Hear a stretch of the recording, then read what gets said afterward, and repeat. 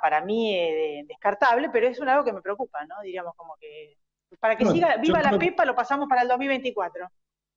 yo creo que estás totalmente acertada. Argentina tiene un problema porque es verdad que el acuerdo de la deuda yo creo que es bueno, sobre todo es bueno cuando lo comparás con lo que hizo, por ejemplo, Néstor Kirchner, que la vez pasada el default lo hizo Adolfo Rodríguez Sanz en el 2002, recién en el 2005 hicimos una oferta y la oferta era con 75% de quita, que prácticamente la mayoría no lo aceptó, más del 50% o 50% no lo aceptó.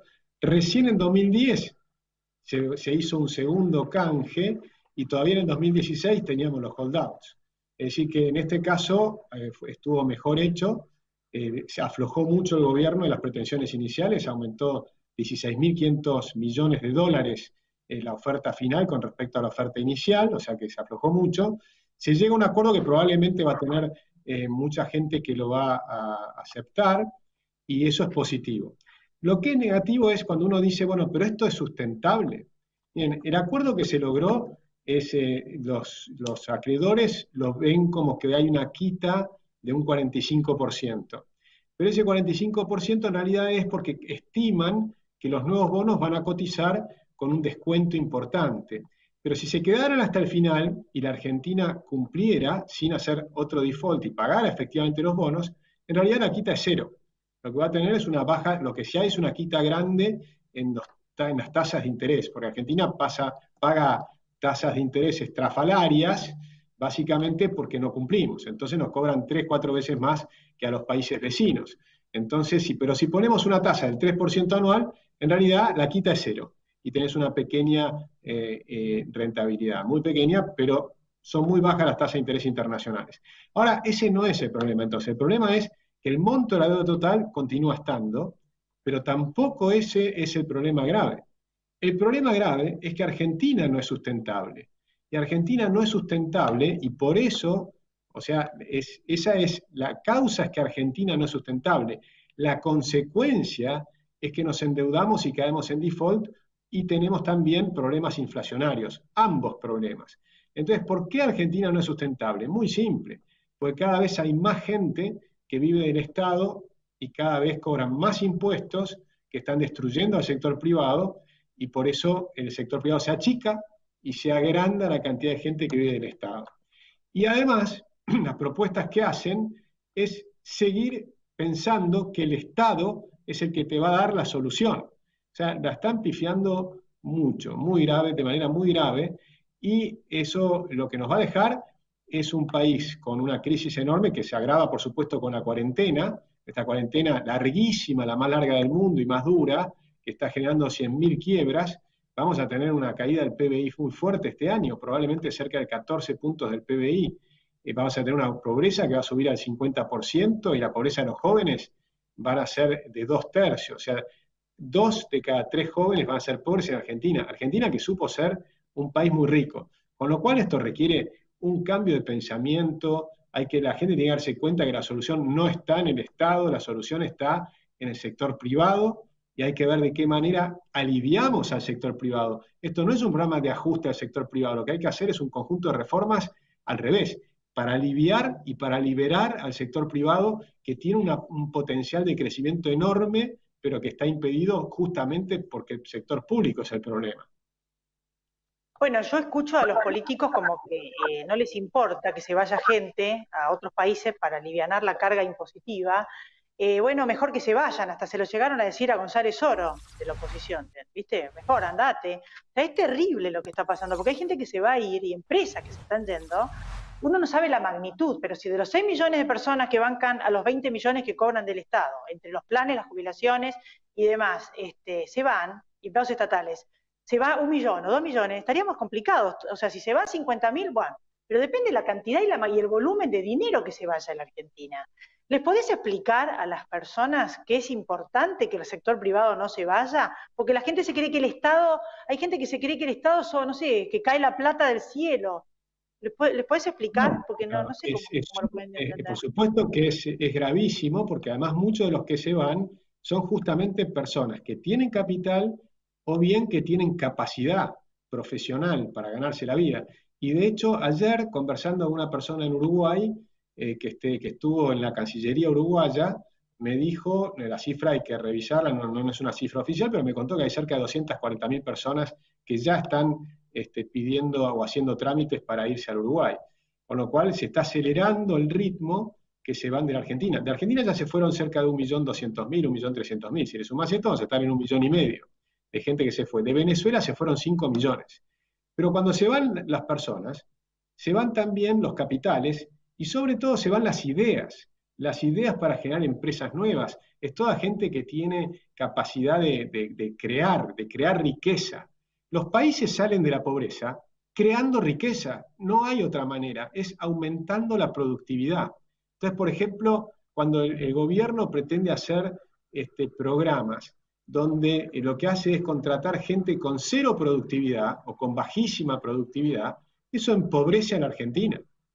Y el Para un sector minutito, para un minutito. Eso es lo que están proponiendo ahora sindicalistas juntos con Grabois, de armar, y se le propusieron al gobierno. Y va a haber muchos de esos proyectos, y que se van a financiar con impuestos, trabajo del Estado. ¿Qué opinas? Esos proyectos es condenar a la Argentina a la pobreza. Eso es un proyecto socialista, filocomunista. Es decir, son proyectos de bajísima productividad donde condenan a la gente a vivir para siempre en la pobreza, para siempre. Porque si se generalizan esos proyectos, Argentina va a ser un país re pobre como es Cuba. ¿Sí? Los sueldos en Venezuela son de 10, 12 dólares por mes. Es decir, hacer, por ejemplo, proyectos que hablan de hacer agricultura familiar, darle un pedacito de tierra para que haga una huerta o lo que sea, son absurdos, son totalmente absurdos. Mira, te cuento una anécdota para entender lo que está pasando. China, comunista, era pobrísima hasta 1979. Y ahí lo invitan a Milton Friedman. Se había muerto Mao y lo invitan a Milton Friedman, Deng Xiaoping. Y cuando llega Milton Friedman, que fue a dar unas charlas para eliminar la inflación, y después de eso recuerden que China tuvo 13 zonas de libre comercio, por algo le invitaron a Milton Friedman, porque querían liberar a las fuerzas de los capitalistas para que generen la China que conocemos hoy, que es una China que creció al 10% anual durante varias décadas. Pero en esas giras que estaba haciendo Milton Friedman, en un momento encuentra obra pública, estaba viendo cómo estaban haciendo obra pública, y la hacían a pico y pala, ¿sí?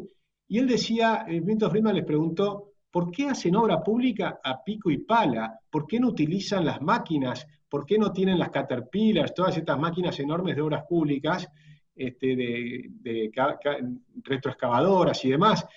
Y entonces los chinos le respondieron, no, porque así generamos más empleo. ¿Y saben cuál fue la respuesta de Milton Friedman? ¿Y entonces por qué no la hacen con cucharitas?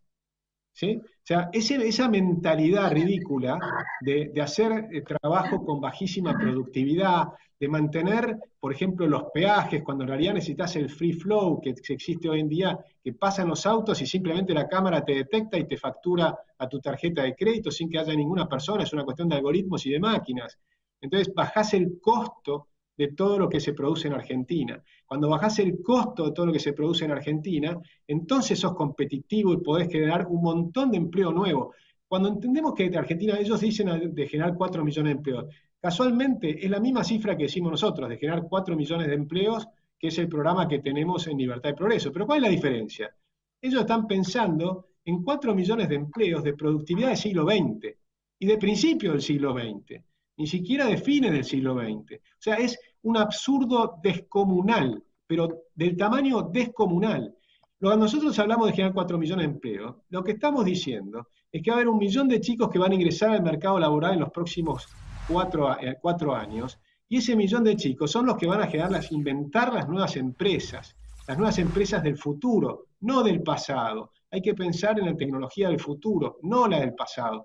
Hay que pensar en la economía del conocimiento, hay que pensar que estos chicos tienen que hablar inglés, que tienen que tener la posibilidad de exportar servicios al mundo entero, aprovechar que Internet eliminó la distancia.